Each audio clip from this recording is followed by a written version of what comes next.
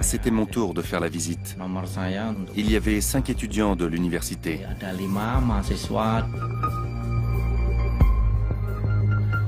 On est allé dans les combles.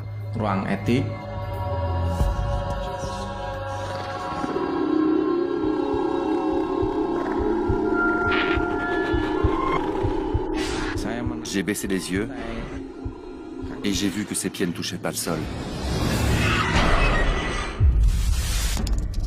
J'adore ce genre d'histoire, les histoires de fantômes. Beaucoup de gens ont été torturés, beaucoup sont morts. On a entendu une voix.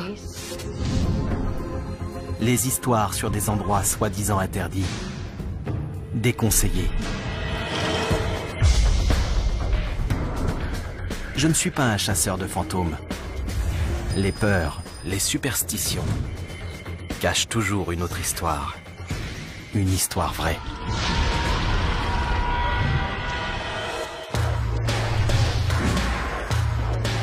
Que s'est-il vraiment passé ici?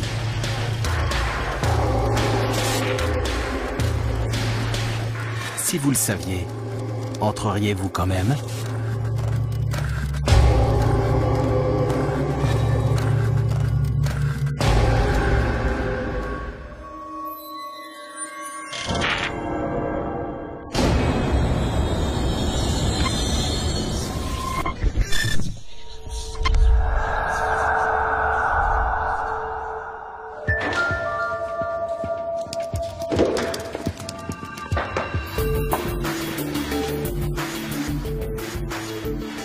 L'Indonésie est composée de plus de 17 000 îles.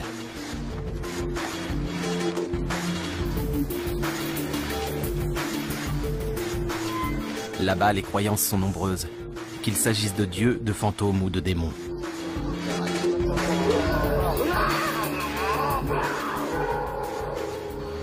Magiques, mystiques ou terrifiantes, ces entités sont omniprésentes en ville comme à la campagne. Les publicités en rapport avec le paranormal sont monnaie courante. Les chamans appelés dukun peuvent devenir de vraies célébrités. Beaucoup considèrent que ces phénomènes font partie de la vie quotidienne. Même le président indonésien a déjà pris position sur le sujet. Nous sommes en pleine période électorale. Le président et le vice-président vont être choisis. Beaucoup utilisent la magie noire. C'est vrai. Ma famille et moi en faisons l'expérience. C'est extraordinaire. Oui. Elle est utilisée sous de très nombreuses formes.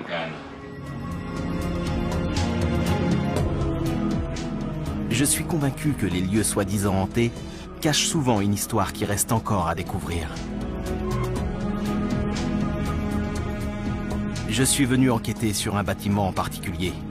Beaucoup pensent qu'il abrite une quantité inhabituelle de phénomènes paranormaux.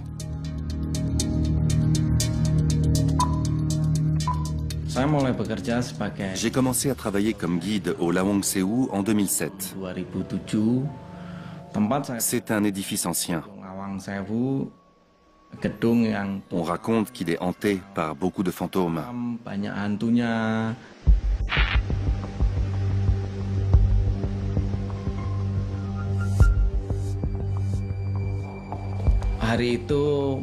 C'était la nuit vers 23 h. J'accompagnais un groupe de 5 étudiants. Ils prenaient des photos, me posaient des questions sur les esprits. À chaque fois, je répondais que je n'avais jamais rien vu de tel.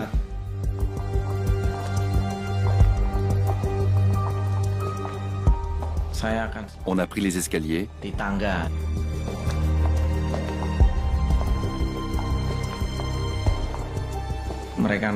On est monté au premier étage dans un couloir très sombre.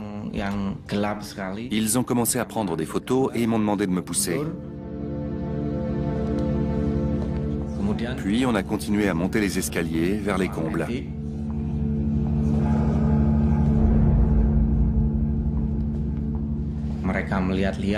Pendant qu'ils exploraient, je suis allé vers la droite. Je ne me suis pas rendu compte qu'ils ne me suivaient pas.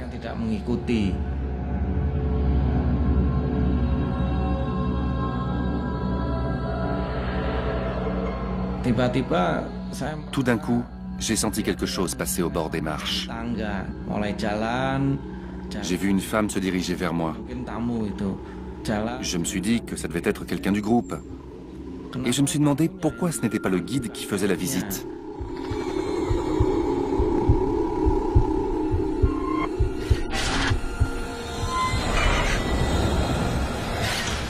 J'ai eu une absence. Et j'ai eu très froid tout d'un coup. Je n'arrivais pas à penser. Je ne voyais que ses longs cheveux et son visage. Il était plein de sang. Elle s'est approchée, de plus en plus près. J'ai baissé les yeux et j'ai vu que ses pieds ne touchaient pas le sol. C'est là que j'ai compris que c'était un fantôme.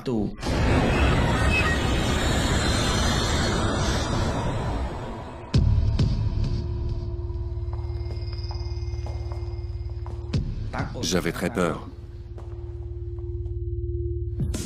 Je ne suis pas quelqu'un de courageux.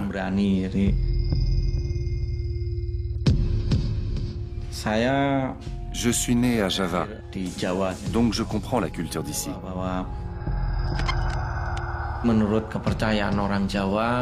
Et d'après les croyances javanaises, il y a beaucoup d'esprits au Lawang Sewu à cause de son passé. Je ne crois pas aux fantômes. Mais je me pose une question. Toutes ces histoires de fantômes pourraient-elles avoir pour origine un événement bien réel? Pour y répondre, je vais devoir fouiller le passé de ce bâtiment. À quoi servait-il? Quelqu'un y a-t-il vécu? Je suis venu à Semarang à cause de toutes les légendes qu'on raconte. Et il y en a beaucoup qui ramènent à cet endroit, le Lawang Sewu. En javanais, ça veut dire 1000 portes. Et les histoires qu'il y a autour sont tout aussi évocatrices. La vraie question, c'est qu'est-ce qu'il y a à savoir sur ce bâtiment? Qu'est-ce qu'il cache pour qu'autant de croyances y soient rattachées? C'est ce que je vais découvrir.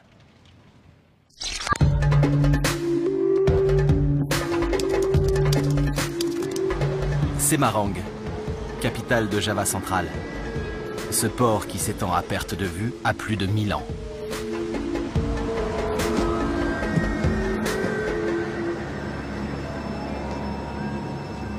En plein cœur de la cité, le Lawang Sewu avec toutes ses histoires de fantômes.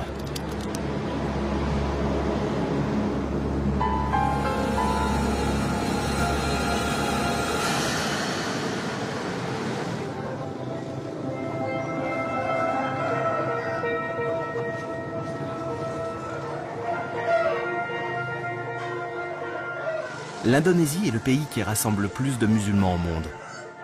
Mais les anciennes pratiques d'animisme et de magie ne sont jamais très loin. À Semarang, ces croyances sont fortement enracinées. Je pars donc à leur recherche dans les allées et les ruelles de la ville.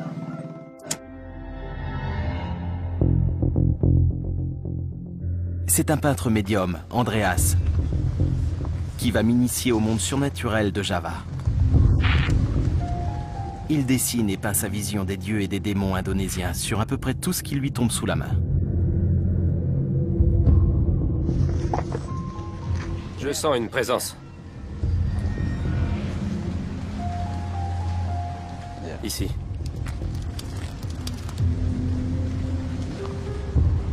Ici. C'est la femme.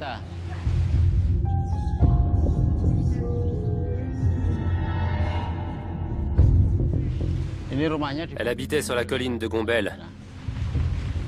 Elle s'appelle Wewe. Ici? Oui, c'est ça. Vous sentez?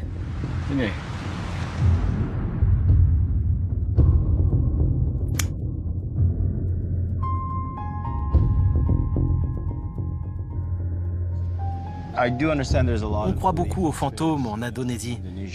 Parlez-moi des légendes les plus courantes. Il y a le monde des esprits. Les esprits sont des humains qui sont morts. Ensuite, il y a les Siluman, une sorte de génie. Ils pratiquaient la magie noire. Et à leur mort, ils sont devenus des Siluman. Ce sont des serpents, moitié animaux, moitié humains. La troisième s'appelle Wewe. Une femme nue. Oui, Wewe. Elle a de gros seins.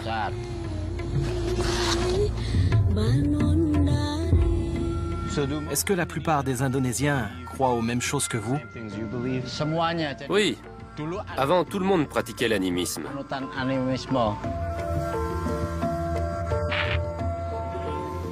Pourquoi il y a autant d'histoires sur le Lawang Sewu? Là-bas, il y en a 41. 41 fantômes.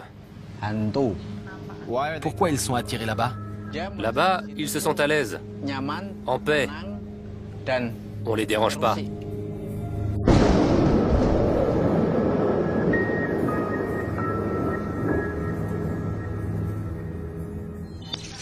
Légende du Lawang Sewu. Là, on voit le bâtiment. Les Indonésiens croient qu'il est hanté par une ribambelle d'esprits. Pourquoi là-bas? Pourquoi il y a un tel nombre de croyances? Je ne le sais pas. J'espère le découvrir au fur et à mesure. D'après Andreas, les fantômes de Lawang Sewu sont paisibles, tranquilles. Mais le spectre que Bernard a vu était ensanglanté. Et donc pas vraiment paisible. Juste histoire de vous montrer à quel point les superstitions sont répandues ici. Je suis allé dans une librairie et j'ai trouvé plusieurs magazines exclusivement dédiés aux histoires de fantômes et aux récits surnaturels. Quand on les feuillette, les illustrations sont à mourir de rire.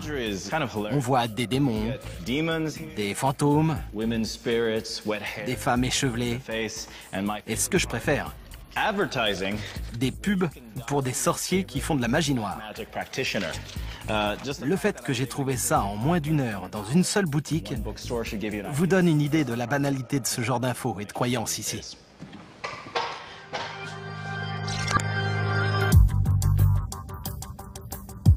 La culture populaire aide à comprendre pourquoi tant d'histoires de fantômes sont liées à un monument historique comme le Lawang Sewu. Beaucoup d'Indonésiens considèrent que les fantômes sont partout. Ils sont un divertissement, un spectacle. Et ce vieil édifice est une scène idéale. Il y a 2 caméras là. Les rumeurs sur les fantômes du Lawang Sewu sont tellement répandues qu'une émission de télé-réalité locale a mené l'enquête dans les célèbres sous-sols. Les lumières se sont éteintes. Elle avait les cheveux longs et elle portait une grande robe blanche. Mais j'ai pas bien vu son visage. J'avais peur de me mettre en danger.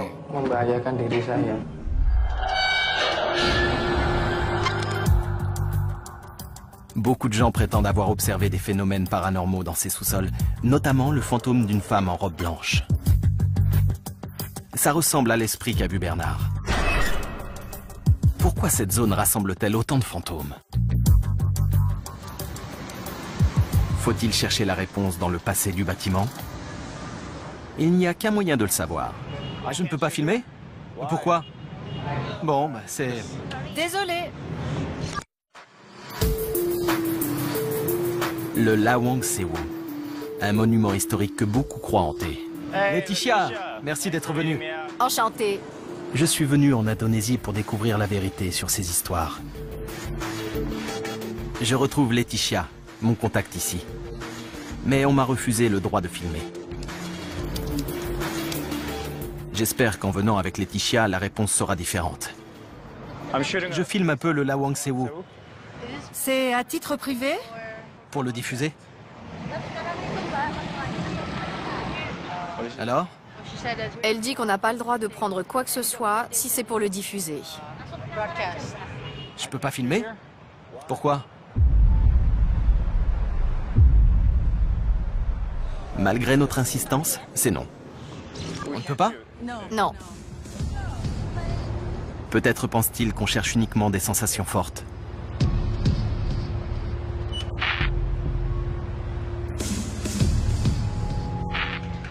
Elle m'attendait. Oui, désolée. Pas grave, t'as essayé.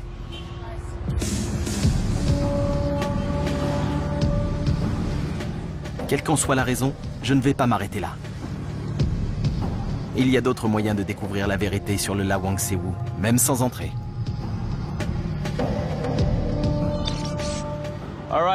Je suis arrivé au Lawang Sewu et on n'a même pas voulu me laisser entrer. Mais je vais continuer à me balader, à explorer. Je vais parler avec les gens pour essayer d'en savoir plus sur ce bâtiment. Il y a un train juste devant, donc il y a déjà un rapport avec ça. Puisque la sécurité n'a pas voulu de moi, je vais aller voir les guides pour leur demander s'ils ont souvent rencontré des phénomènes paranormaux, comme la femme en blanc du sous-sol.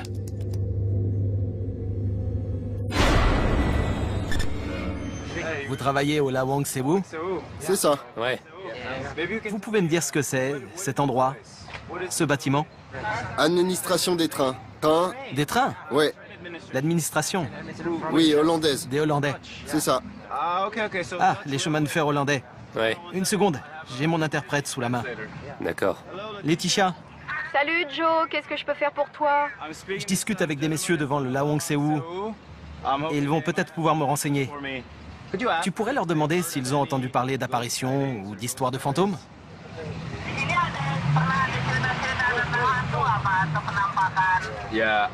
Oui, il y a des histoires, mais pas tant que ça. Tout le monde ne peut pas voir ces choses-là. Je suis venu ici à cause des histoires qu'on m'a racontées, notamment quelqu'un qui est guide, comme vous. Et vous, vous avez des choses à raconter? Moi, j'ai vu quelque chose. C'était en 2006. J'ai été poursuivi par un Gwenderuwo au sous-sol. Je ne l'ai pas revu depuis. Vous le décrivez comme étant noir, poilu. Qu'est-ce que c'était? Un homme très grand, poilu. Vous avez entendu parler d'une femme? Oui. Ouais. Il y a des histoires sur une Hollandaise. On dit qu'elle est au rez-de-chaussée et qu'elle porte une longue robe blanche. D'accord, on dirait que je suis au bon endroit en fait.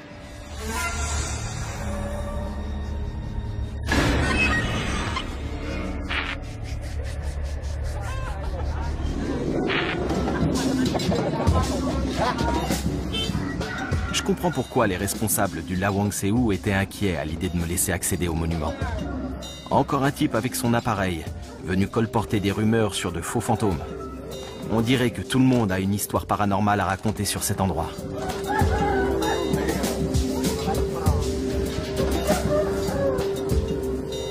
Ce bâtiment est une sorte de théâtre de l'absurde. Et s'il y a quelqu'un qui peut apporter un éclairage sur le folklore local, c'est Sujio Tejo, un marionnettiste renommé.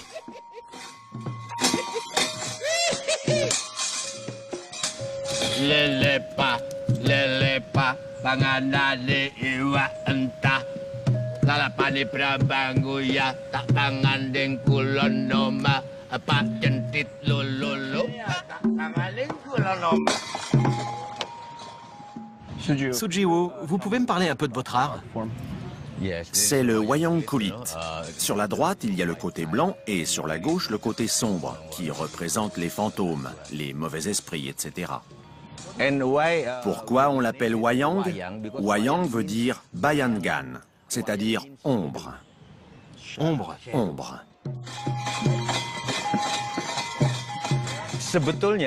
Il n'y a pas de personnage différent pour le bon et le mauvais côté.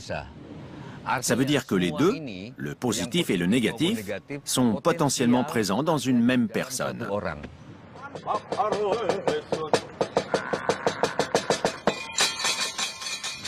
En quoi le Wayang Kulit illustre les croyances javanaises dans les esprits? Le Wayang représente l'invisible, ce qui n'est pas ordinaire. Ce n'est pas quelque chose d'ordinaire de voir des fantômes et des esprits.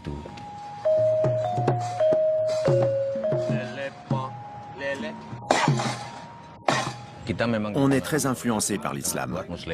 Le surnaturel peut se manifester sous la forme de Dieu ou des anges. Mais pour les Javanais, les fantômes et les esprits aussi sont surnaturels. Le bien contre le mal, l'ombre et la lumière. Cette forme théâtrale fascinante est fondée sur les contrastes. Et il semble qu'en Indonésie, les fantômes soient un bon moyen de se divertir.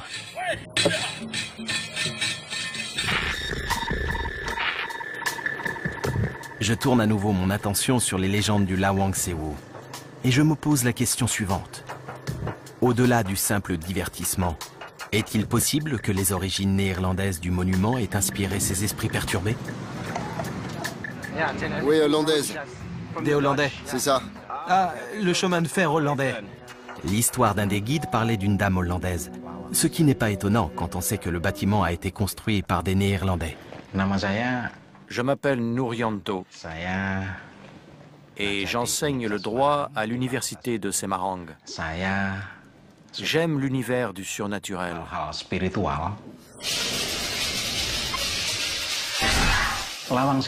Je crois qu'il y a beaucoup d'entités invisibles au Lawang Sewu. Vraiment beaucoup.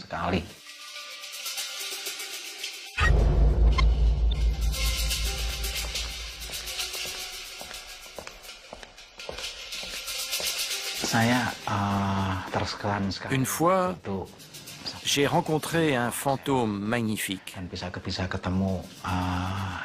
Elle s'appelait Van Helen.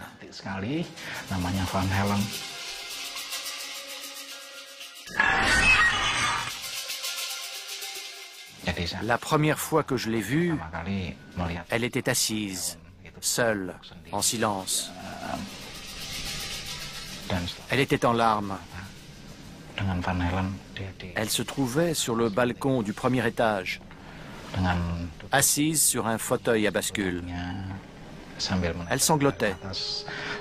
Je lui ai demandé pourquoi, une fois, deux fois, encore et encore, mais elle continuait à pleurer. Elle a pris son temps. Et finalement, elle a commencé à parler et elle m'a raconté son histoire. Ses parents n'étaient plus là et elle savait qu'elle allait être violée et tuée. Pour elle, il valait mieux se suicider plutôt que de subir cette torture.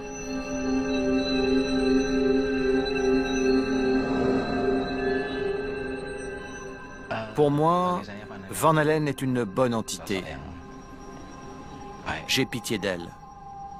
Vraiment.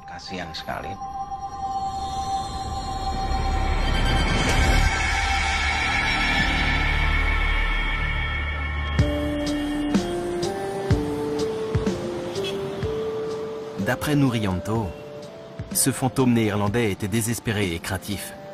Une tragédie a-t-elle touché ce lieu, cette ville, ces gens? Pour le savoir, il faut que je me penche sur le passé colonial du monument.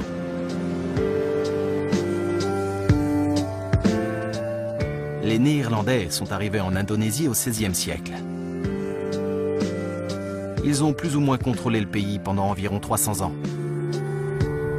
Dans les années 1860, la première ligne de chemin de fer relie Semarang à une autre ville de Java centrale. Une quarantaine d'années plus tard, le Lawang Sewu devient le centre du système ferroviaire néerlandais. Ces trains qui traversent Semarang et le Lawang Sewu, que transportent-ils de si important ?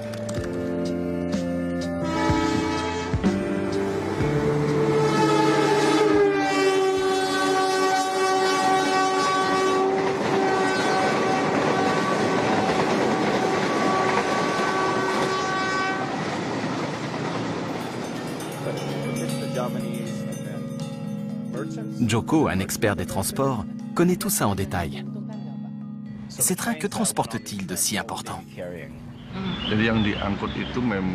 À l'époque, en plus du matériel militaire et des soldats, ils transportaient principalement des marchandises pour le compte d'une entreprise privée. Il y avait du teck, des denrées comme du sucre, du tabac, destinées à être exportées en Europe. Et tout ça au profit du gouvernement néerlandais. Qui a construit les lignes? Qui étaient les ouvriers? Qu'est-ce qu'ils ont subi et combien ils étaient?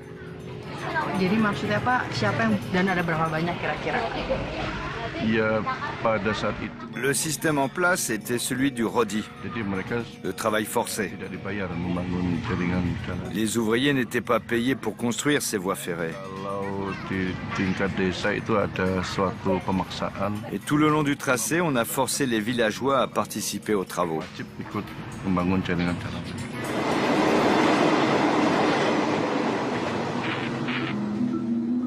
Il semble que pour beaucoup de Javanais, la vie à l'époque de la domination néerlandaise est loin d'être idéale. Le système de rodi dont Joko a parlé n'est rien d'autre que du travail forcé. Travailler dur et gratuitement pour remplir le compte en banque de quelqu'un d'autre. Grâce au système ferroviaire néerlandais, l'empire indonésien devient encore plus puissant.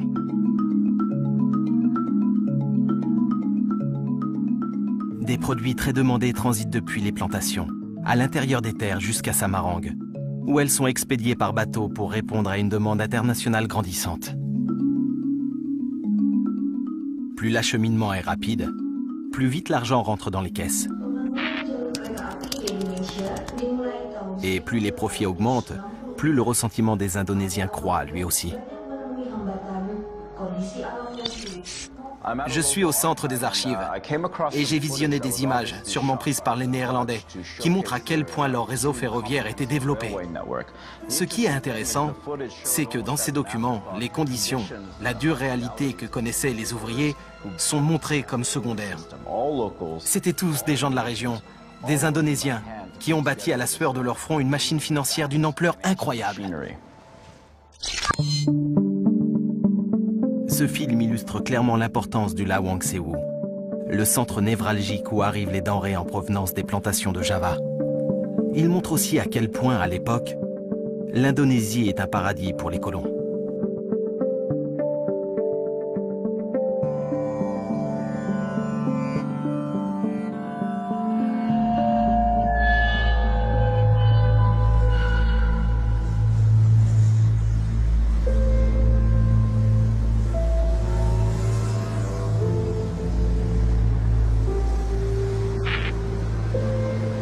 Le Lawang Sewu, imposant édifice au cœur de Semarang.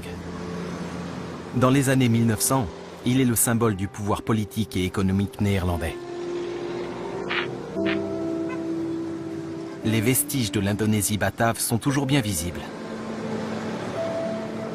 Beaucoup ne sont plus que des coquilles vides, abandonnées, en pleine décrépitude.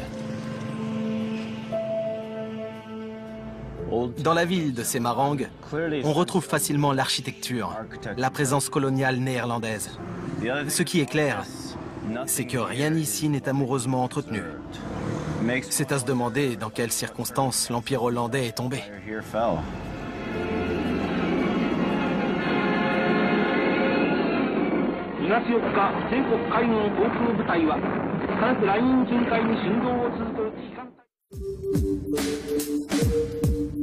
Ce qui m'a attiré en Indonésie, ce sont les histoires de fantômes entourant le Lawang Sewu, l'ancien siège du réseau ferroviaire néerlandais. Beaucoup pensent que son sous-sol abrite une intense activité paranormale. Mais pour moi, ce ne sont pas des fantômes qui hantent ce bâtiment.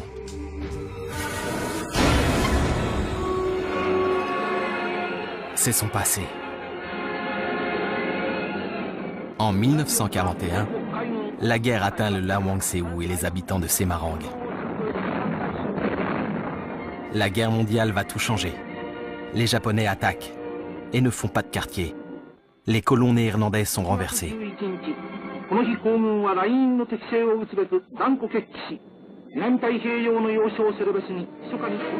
L'assaut est foudroyant.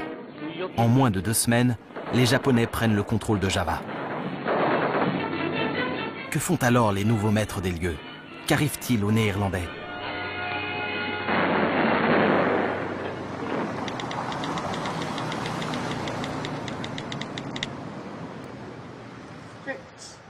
J'ai réussi à obtenir le témoignage le plus direct possible de cette chute.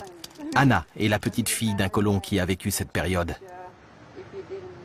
Comment vivait votre famille à l'époque coloniale? Mon père est né ici. Il a vécu ici jusqu'à l'âge de 8 ans. C'était le paradis. Je veux dire que pour eux, c'était un monde libre, vert, où il faisait toujours chaud et où la nourriture était bonne. C'est le souvenir qu'il en garde. Quand est-ce que ça a commencé à changer? Ça a été très soudain. Il se souvient d'une vie vraiment très heureuse jusqu'en décembre 1941, je crois, l'invasion japonaise. C'est là que son père a été mobilisé.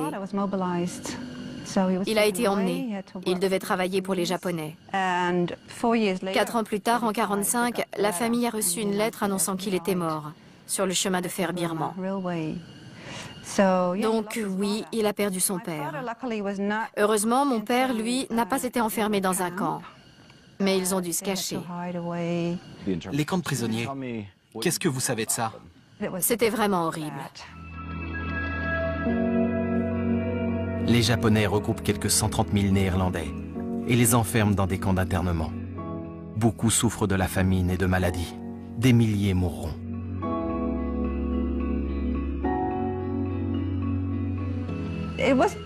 Il y a eu un vrai retournement de situation.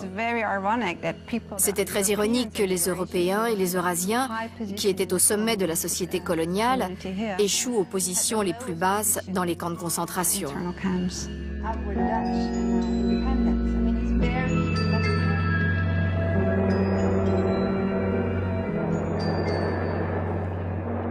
Autrefois rois en leur paradis du sud-est asiatique, les Néerlandais se retrouvent rassemblés et parqués comme du bétail.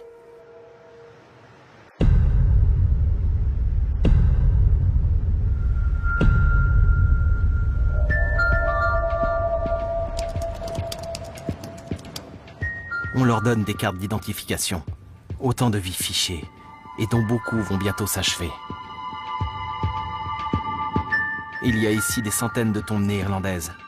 L'ampleur de cette tragédie est accablante.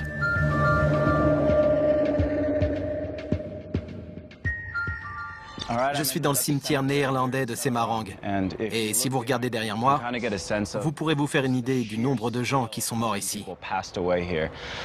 Et ce qu'il faut savoir, c'est que presque tous les gens qui sont enterrés ici sont décédés entre 1944 et 1945, c'est-à-dire pendant l'occupation japonaise, dans des camps d'internement.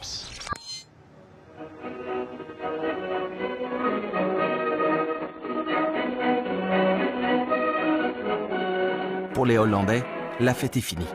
Les Japonais contrôlent tout, y compris des structures stratégiques, comme le Lawangsewo. La population locale doit à nouveau se soumettre.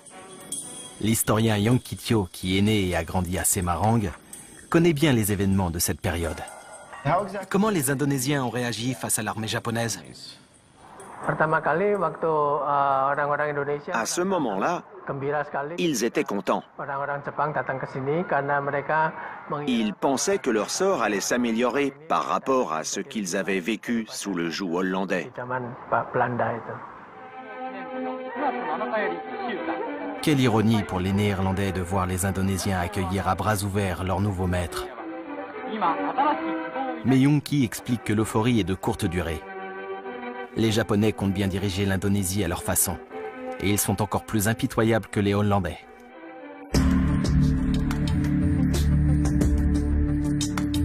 À Semarang, ils s'emparent des installations coloniales. Et comme les Néerlandais avant eux, ils contrôlent les chemins de fer depuis le Lawangsewo.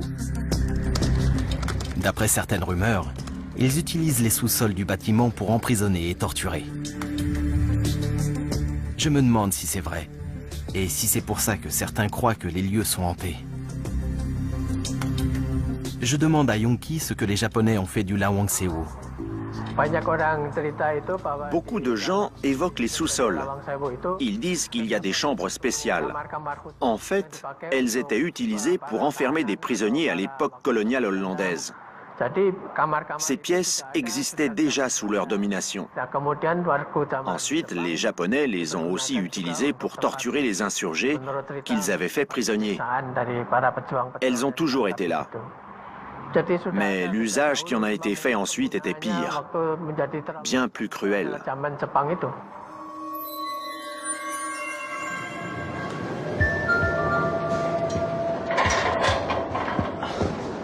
Je suis un peu surpris que Yonki confirme les rumeurs sur les sous-sols. Ça expliquerait leur réputation auprès des chasseurs de fantômes locaux.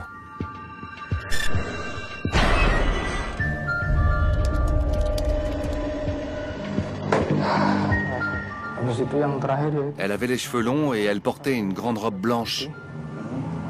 Mais j'ai pas bien vu son visage. J'avais peur de me mettre en danger.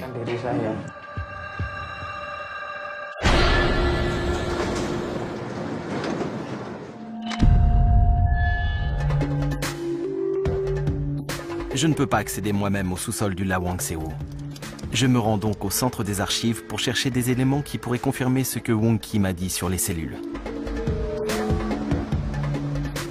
Mais je découvre que le bâtiment a été rénové récemment, car il a une valeur historique.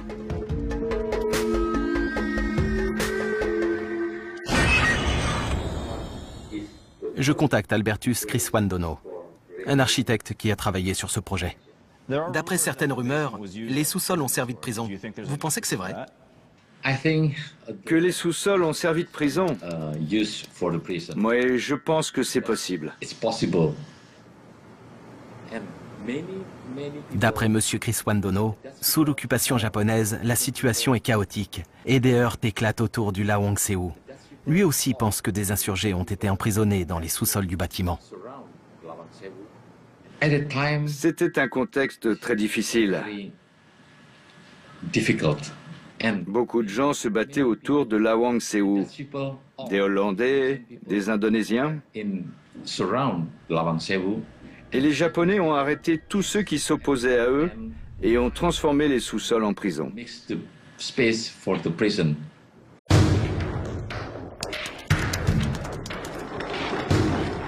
Mystère résolu. Je suis finalement convaincu, mais l'architecte a éveillé ma curiosité.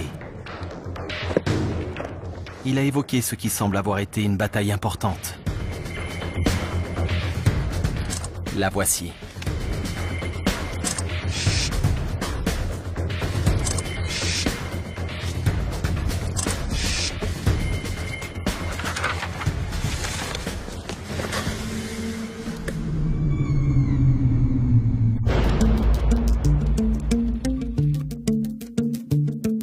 Pendant 5 jours, un conflit oppose les habitants de la ville aux forces japonaises lourdement armées. Les combats se déroulent au pied du Lawang Sewu. 2000 Indonésiens y perdront la vie. Il y a quelque chose qui cloche. Les violences ont lieu en octobre 1945, soit 1 mois après que les Japonais ont capitulé face aux Alliés. Pourquoi livrer une bataille sanglante à Semarang alors que la guerre est terminée?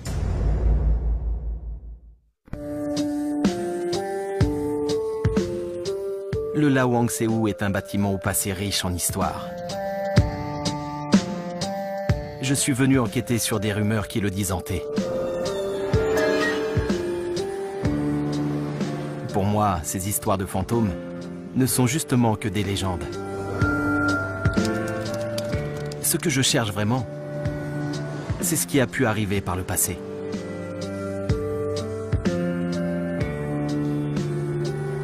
Merci. Je suis maintenant convaincu que les sous-sols ont été utilisés comme prison. Mais il reste un autre mystère à résoudre. Une bataille qui a fait des milliers de morts. Pourquoi a-t-elle eu lieu après la fin de la guerre?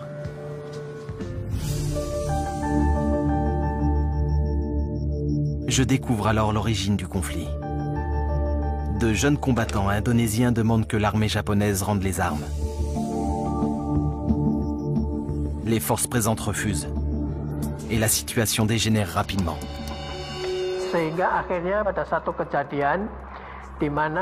Il a fini par y avoir un incident. À Semarang, des Indonésiens ont attaqué les prisons et pris des Japonais en otage.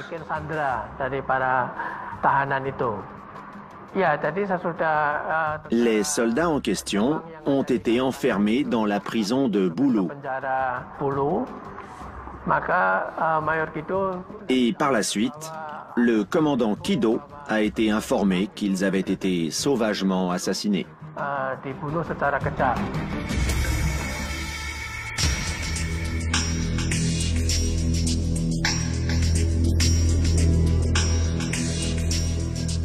Yonki me raconte que c'est ce massacre de plus de 100 Japonais, perpétré dans une prison voisine, qui décide le commandant Kido et ses hommes à lancer l'offensive.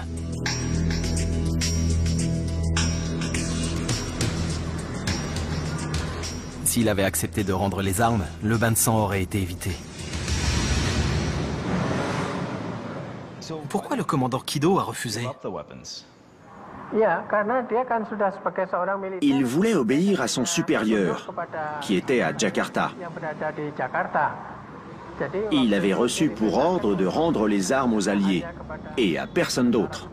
En tant que soldat, il voulait respecter le code militaire, obéir aux ordres.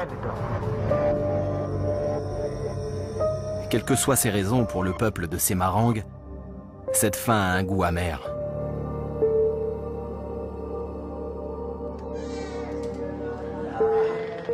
Contre toute attente, j'ai réussi à trouver un survivant.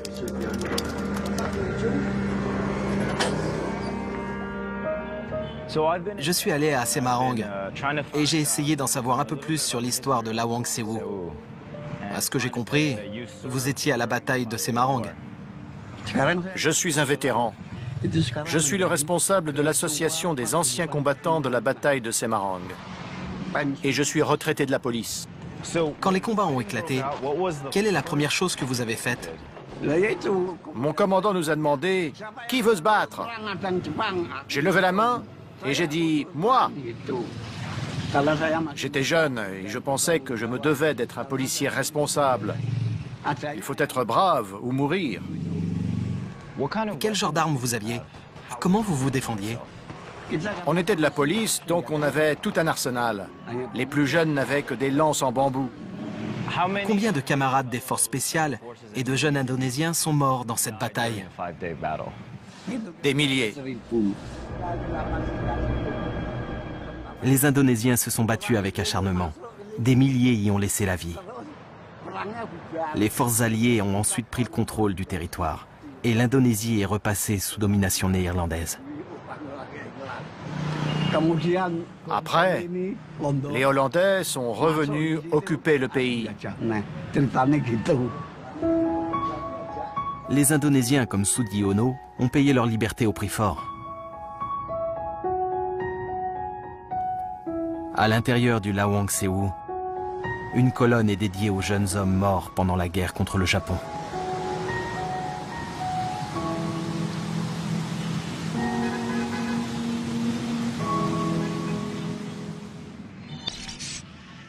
Pendant mon séjour à Semarang, je me suis baladé. J'ai parlé à des gens et j'ai recueilli leur histoire sur le Lawang Sewu. Bizarrement, je n'ai jamais eu l'impression de m'en éloigner de plus de quelques rues. Et là, quand je viens voir le monument qui commémore la guerre, je me retrouve à nouveau juste en face du Lawang Sewu. Ce qui est étrange sur ce mémorial, c'est que quand on regarde les visages représentés, on se rend compte qu'on ne peut pas faire de différence entre les victimes et les agresseurs. C'est exactement ce qui se passe dans une guerre. Peu importe qui on est, elle engloutit tout. On ne peut pas la contrôler. Et je crois que c'est ça l'histoire qui se cache derrière les événements du Lawang Sewu.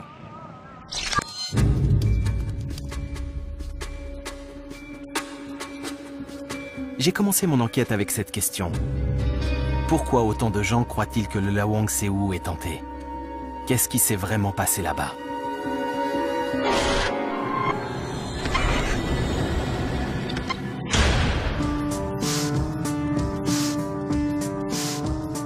Cette interrogation m'a fait vivre une histoire bien plus épique. Un vrai film d'épouvante pour le coup. L'histoire de la colonisation de l'île de Java. D'un peuple soumis. Le mystère d'une bataille acharnée qui a fait des milliers de morts. Avec elle, les Indonésiens entamaient la lutte pour leur indépendance. Et il leur en a fallu du temps pour réaliser leurs rêves.